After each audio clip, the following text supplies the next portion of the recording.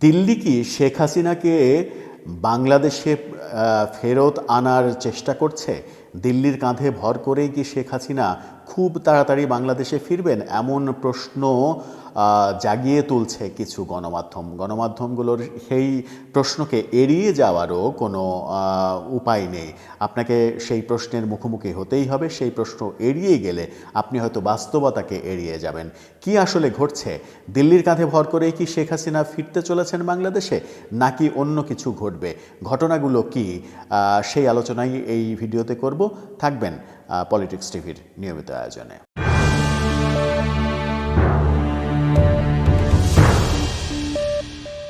আমরা এর আগে শেখ হাসিনার বিভিন্ন কথোপকথন লিক হতে দেখেছি। তারপরে আমেরিকার সঙ্গে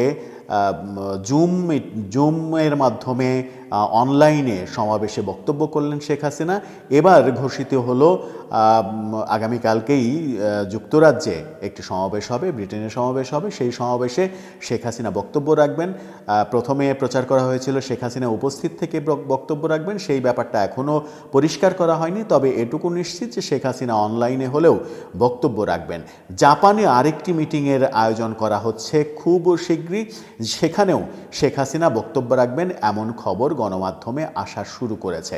শেখ হাসিনা ওপেন রাজনীতি শুরু করেছেন এবং ভারত সেই সুযোগটা করে দিয়েছে। দিল্লিতে বসে থেকেই শেখ হাসিনা রাজনীতি করছেন এবং দিল্লির কাঁধে চড়েই শেখ হাসিনা বাংলাদেশে ফিরতে চেষ্টা করছেন এমন আলোচনা কিন্তু গণমাধ্যমে শুরু হয়েছে। এটাকে কি, এই যে শেখ হাসিনার বিভিন্ন সমাবেশে বক্তৃতা দেওয়া শুরু করলেন, এটাকে কি শেখ হাসিনার ফেরার ইঙ্গিত হিসেবে ধরা যায়? ভারত যেখানে শেখ হাসিনা যেখানে রয়েছেন, দিল্লিতে শেখ হাসিনাকে আশ্রয় দিয়েছেন ভারতের ইশারা ছাড়া শেখ হাসিনা আন্তর্জাতিক পরিমণ্ডলে রাজনৈতিক কর্মকাণ্ড পরিচালিত করার সুযোগ পাওয়ার কথা নয়। যখন ভারতের ইশারাতেই রাজনৈতিক কর্মকাণ্ড পরিচালিত করছেন শেখ হাসিনা, তখন ভারতের বর্ডারে চলছে এক ধরনের অন্যরকম সাজ আয়োজন। ভারতের বর্ডার একেবারে অফিসিয়ালি না হলেও আনঅফিসিয়ালি সিলগালা করে দেয়া হয়েছে। ভারতের বর্ডার দিয়ে কিছুই আসছে না।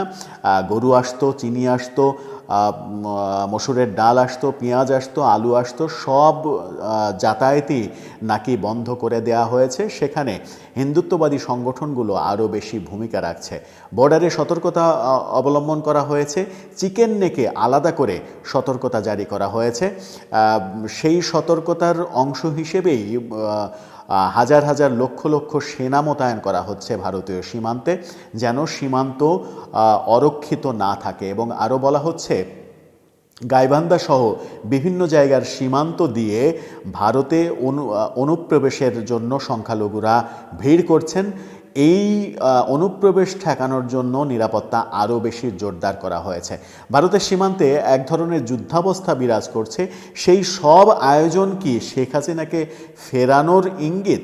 এই ব্যাপারে জাতীয় পার্টির একজন সাবেক এমপি ব্যারিস্টার শামীম পাটোয়ারি একটা টেলিভিশন চ্যানেলের সাক্ষাৎকারে বলেছেন যে ভারত এরকম কোনো বোগাস সিদ্ধান্তে যাবে না।